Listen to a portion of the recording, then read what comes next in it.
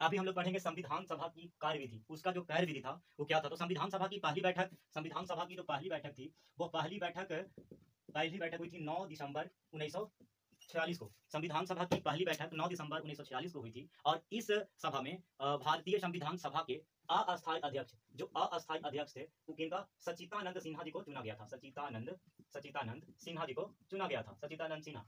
पूछेगा कि भारतीय संविधान सभा की पहली बैठक कब हुई थी, तो पहली बैठक 9 दिसंबर 1946 को इस बैठक में संविधान सभा के अस्थायी अध्यक्ष डॉक्टर सच्चिदानंद सिन्हा जी को चुना गया था। अब संविधान सभा की जो दूसरी बैठक हुई थी, संविधान सभा की दूसरी बैठक 11 दिसंबर 1946 को हुई थी।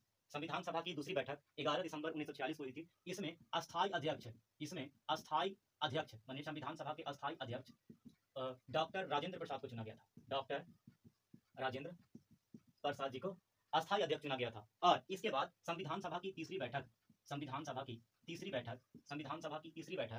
13 दिसंबर 1946 को। संविधान सभा की पहली बैठक 9 दिसंबर 1946 को हुई थी। इस बैठक में डॉक्टर सच्चिदानंद सिन्हा जी को अस्थायी अध्यक्ष चुना गया था। और दूसरी बैठक 11 दिसंबर 1946 को इस सभा में अस्थायी अध्यक्ष डॉक्टर राजेंद्र प्रसाद को चुना गया था। और तीसरी बैठक 13 दिसंबर 1946 को इस सभा में नेहरू जी ने उद्देश्य प्रस्ताव प्रस्तुत किए। अब आपसे सवाल पूछेगा कि संविधान सभा की अंतिम बैठक कब हुई थी। संविधान सभा की अंतिम बैठक